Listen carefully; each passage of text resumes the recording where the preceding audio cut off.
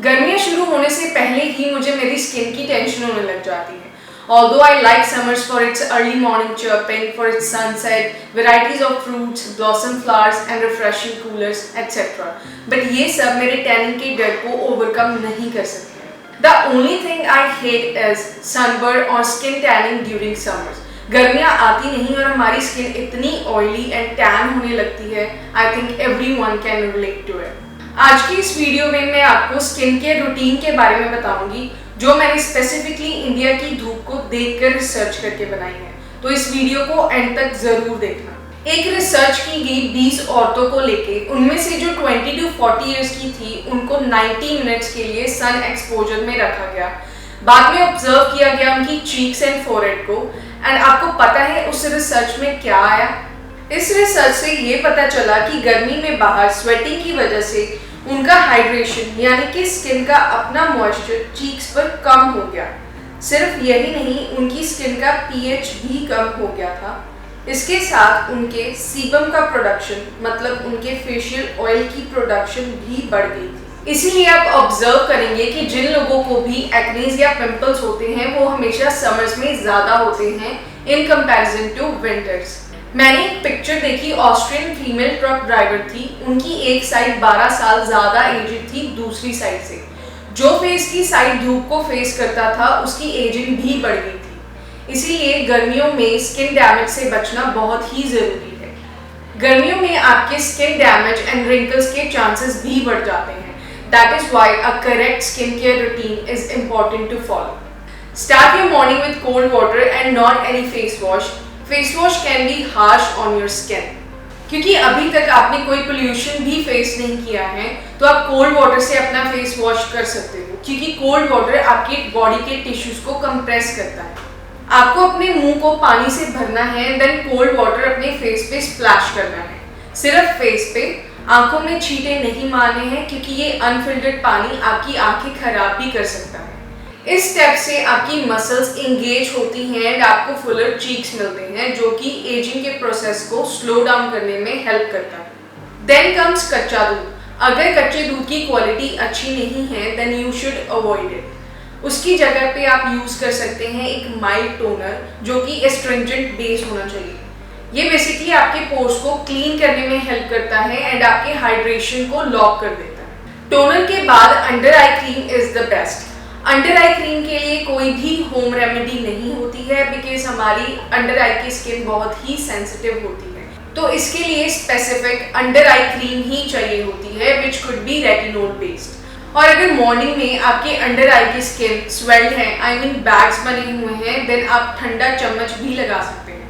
अब बारी आती है आपके मॉइस्चराइजर की। मॉइस्चराइजर आपकी स्किन की हाइड्रेशन को डबल लॉक देता है जो कि समर्स में यूजुअली कम हो जाता है। तो मॉइस्चराइजर को आपको दिल खोल के लगाना है।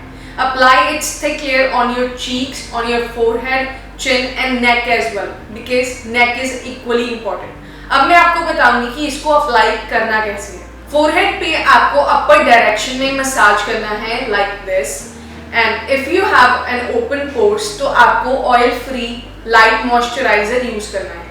अगर आपके पास ऑयल फ्री लाइट मॉइस्चराइजर है तो आप उसको आईज के अराउंड भी यूज कर सकते हैं। अगर आप इतना मैनेज नहीं कर सकते then you can also use aloe vera gel. उसमें और इसमें सिर्फ इतना ही डिफरेंस है कि ये एंटी इंफ्लेमेटरी होता है। अगर आपको पिंपल्स या एक्नेस हैं तो उसको सूद करने में ये आपको हेल्प करेगा। Then comes our hero, the sunscreen. I am sure कि आप सब भी सनस्क्रीन यूज कर रहे होंगे, but how are you so sure about its protective skin? जहां सभी कंपनीज ये बोल रही हैं कि उनकी सनस्क्रीन डर्मेटोलॉजिकली ट्रस्टेड या टेस्टेड है, वहां आप कैसे चूज करोगे कि कौन सी वाली सबसे ज्यादा इफेक्टिव है? प्रोडक्ट्स जिनका SPF 50 से 110 तक होता है उनको हमेशा मिसलीडिंग में कैटेगराइज किया जाता है।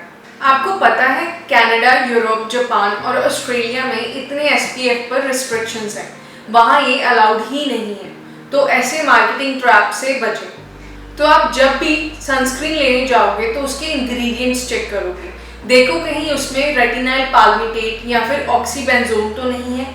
इसको आपको अवॉइड करना है। ये वाली सनस्क्रीन आपने बिल्कुल भी यूज नहीं करनी। आपको हमेशा सनस्क्रीन नेचुरल या मिनरल बेस्ड यूज करनी है जो कि सन रेज को रिफ्लेक्ट करे।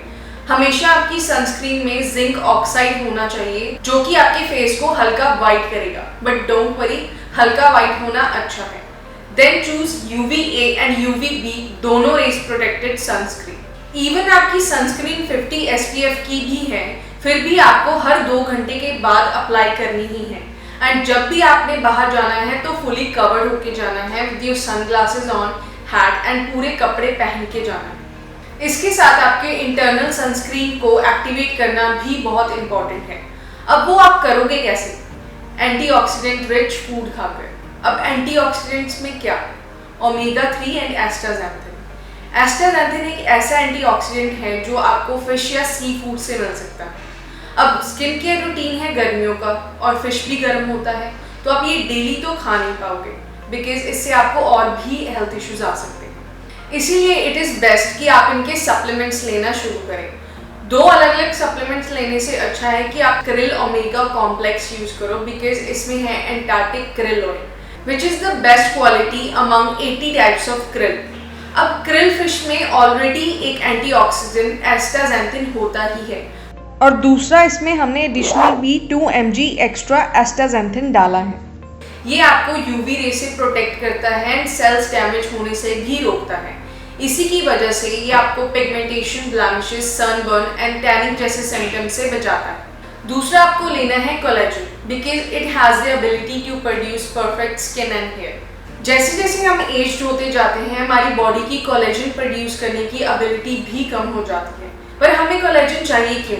ताकि हमारे स्किन सेल्स रिपेयर हो पाएँ और हमें यूवी एक्सपोजर से प्रोटेक्शन भी मिल पाए, हमारी स्किन एजिंग को डिले कर पाए।